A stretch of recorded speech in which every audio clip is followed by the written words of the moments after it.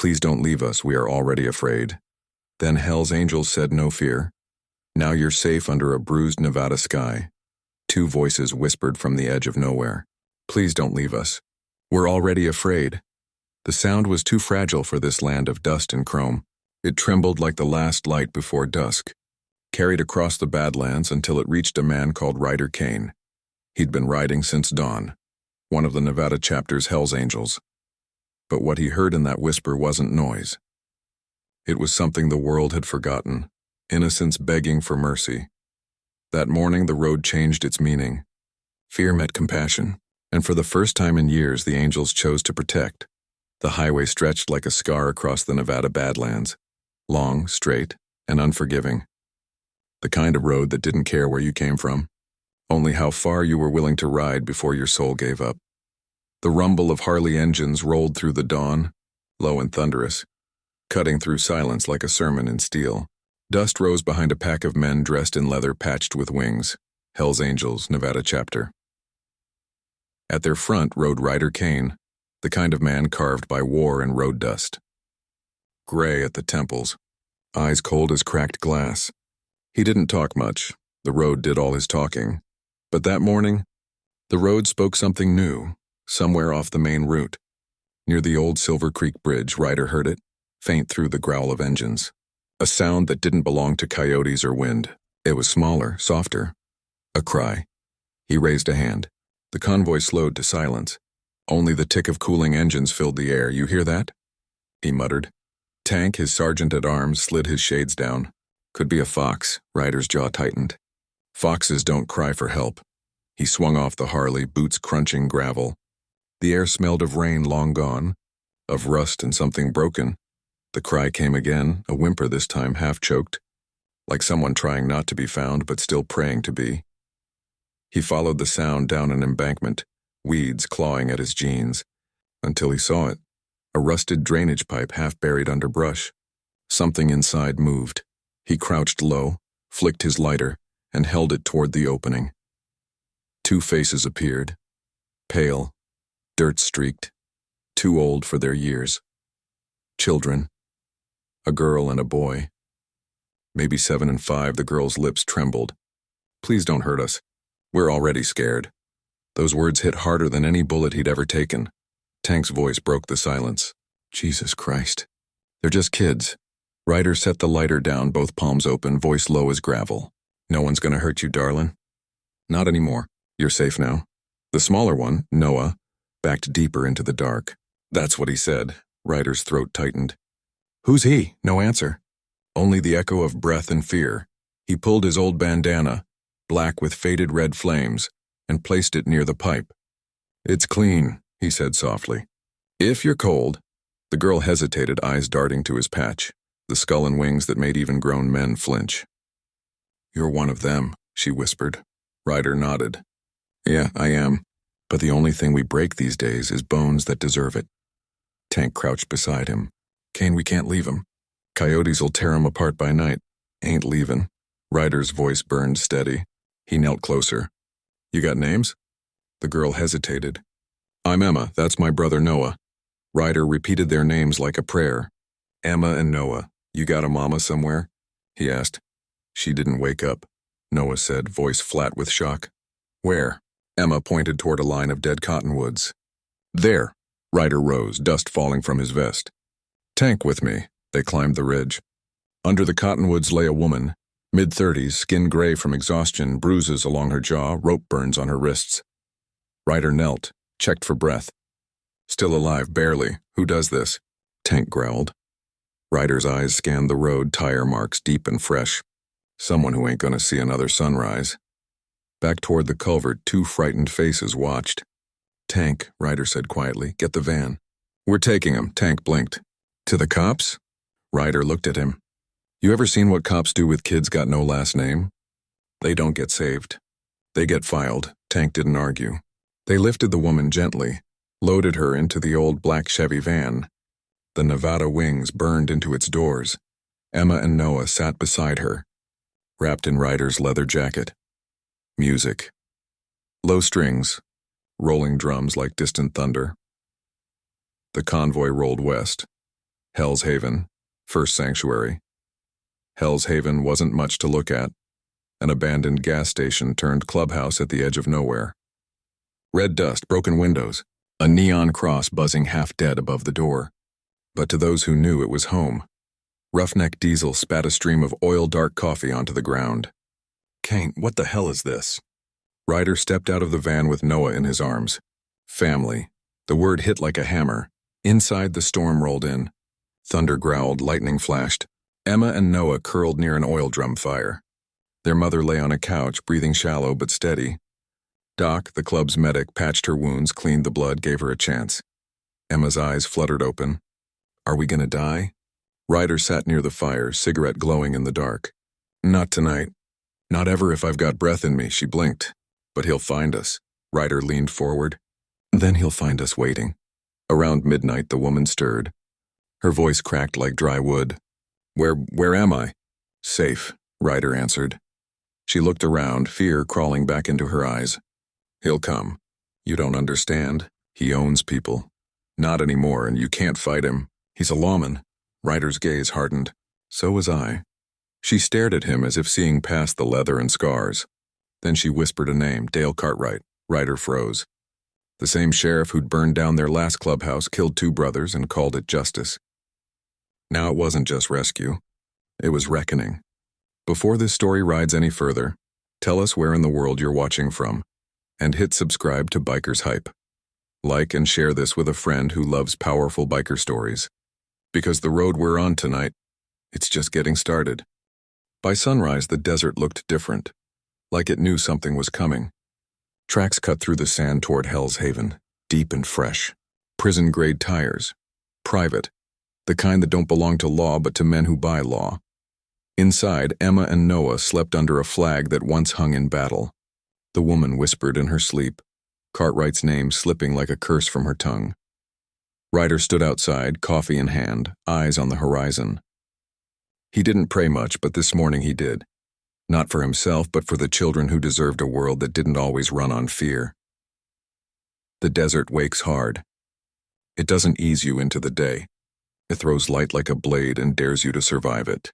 By mid-morning, Hell's Haven sat quiet, the kind of quiet that means everybody's listening. Ryder Cain leaned against the porch rail, mug in hand, steam curling through the dust. He'd been up since before dawn, same as always. The habit of soldiers and sinners who stopped trusting sleep. Behind him, Big Mason tuned a carburetor, humming low.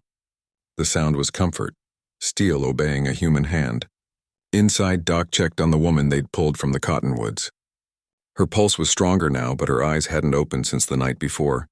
And somewhere under the window, Emma and Noah whispered to each other, building courage out of crayons and candlelight. Mason squinted toward the horizon. Tracks out there, he muttered. Fresh. Ryder nodded, already feeling it in that stillness before impact. They'll come before sundown. Mason wiped his hands on a rag. Then they'll find us ready. Ryder's voice was even. No colors today. No war cry. This ain't about reputation. Mason's grin showed through the beard. You're talking about mercy like it's new. Not new, Ryder said, flicking ash into the dust. Just overdue. By late afternoon, heat shimmered on the horizon. Then came the rumble. Not Harleys this time.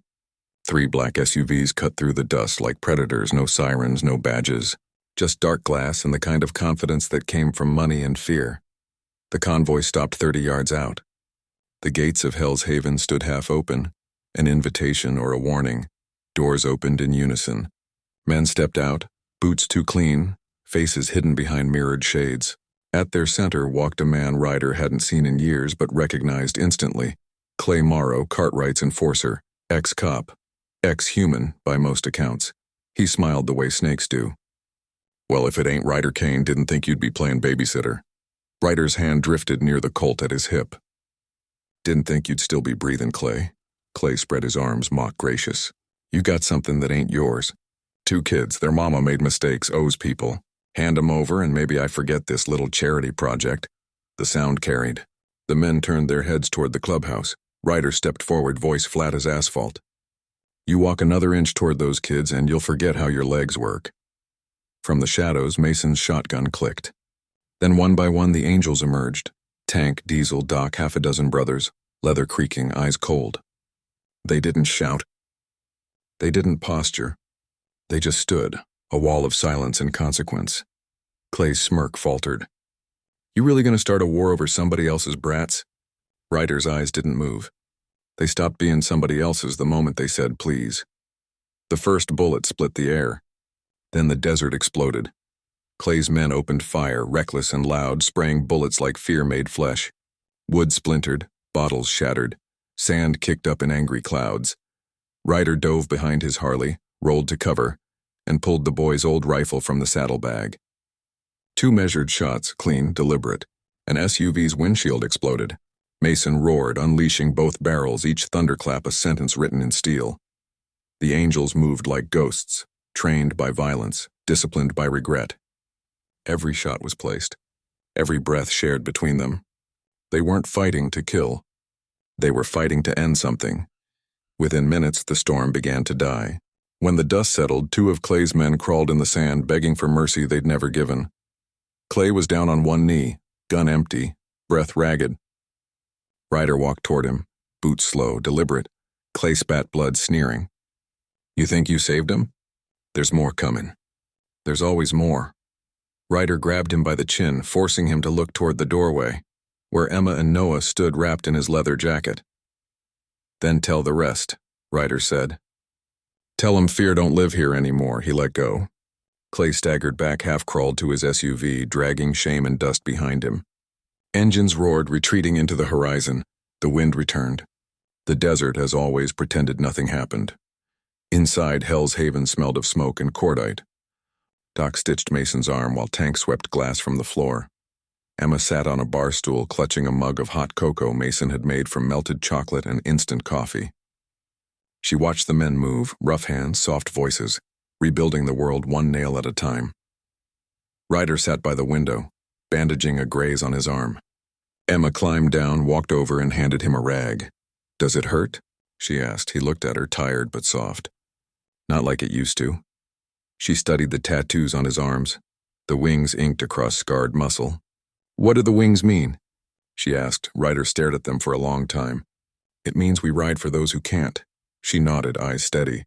Then you're my angel. He didn't correct her. He couldn't. Outside, thunder rolled far away, the sky clearing its throat. For the first time in days, Ryder allowed himself to breathe. Night fell heavy. The desert cooled, but the air still carried the scent of gunpowder and gasoline. Ryder sat by the door, watching lightning crawl along the horizon. Emma and Noah slept nearby. Their mother, still weak, whispered in dreams, Cartwright's name mixing with pain. Ryder lit a cigarette, flame trembling against the wind. He thought about the oath he'd once taken as a cop, to protect and serve, and how easily men like Cartwright twisted those words into chains. He exhaled, smoke curling toward the ceiling. Then he whispered a new oath, one no courtroom could write. As long as I ride, they'll never be afraid again. The storm outside answered with thunder like applause. If this ride already has your heart on the throttle, hit that subscribe button for Bikers Hype.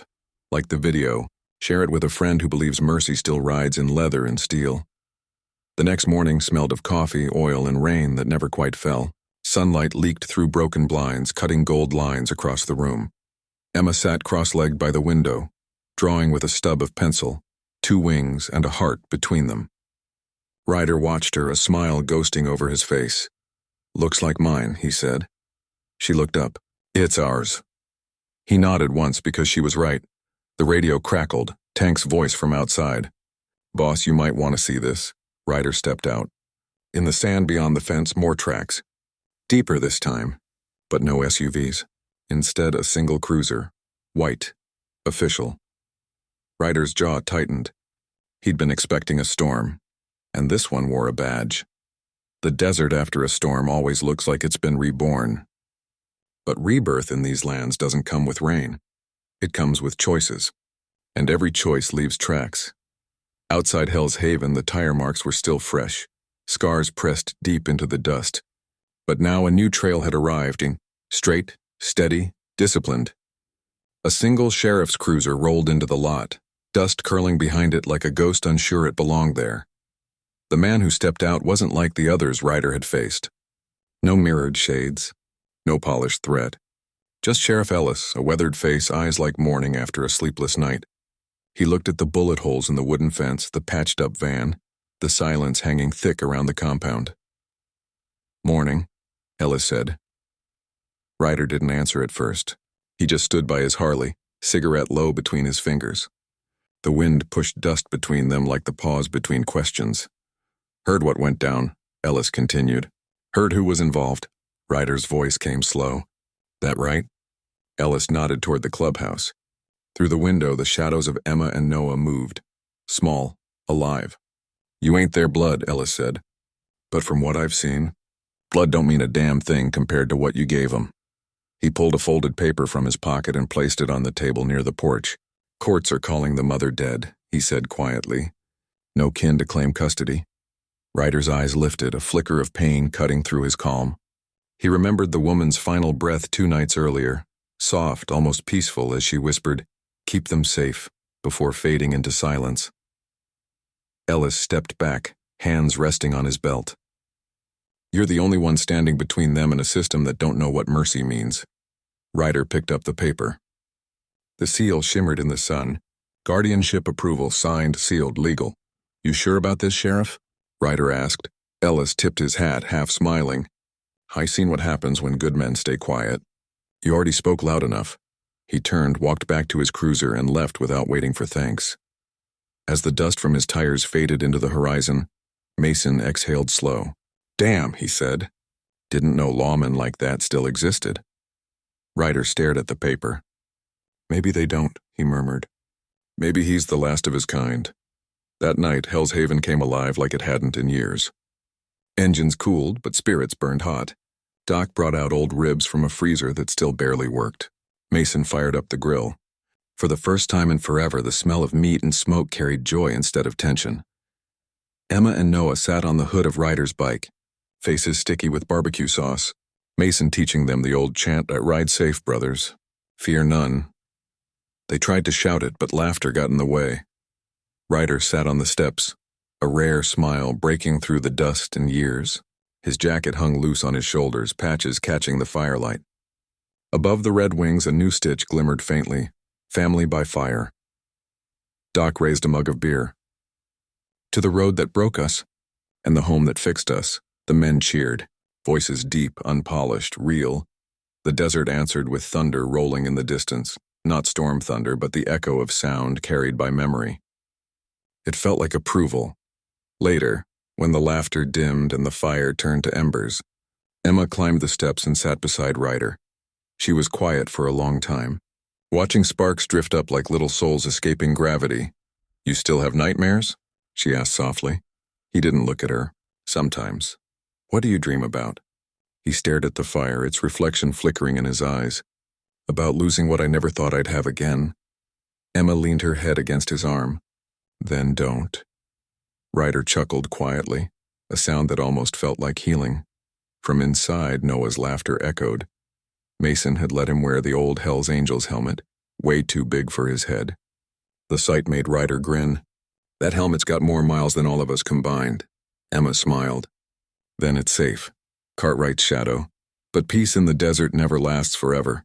Somewhere out there, Dale Cartwright wasn't sleeping easy. Back in a half-lit office 2 towns over, he stared at a cracked radio receiver. Clay's voice broken through static. "Lost 3 men. Cain's still breathing. The kids are with him." Cartwright's jaw tightened. "You said you'd handle it." "I did," Clay replied, voice low. He handled harder. Cartwright's hand slammed the desk. "Then maybe it's time we remind him who owns this county." But fear had already changed direction, and it wasn't on Ryder Cain's side anymore. Hell's Haven, new dawn. Days turned into weeks. The desert slowly remembered peace. Hell's Haven became something more than a biker hideout. It became a home.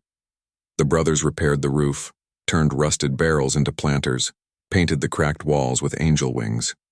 Emma helped Doc label first aid kits.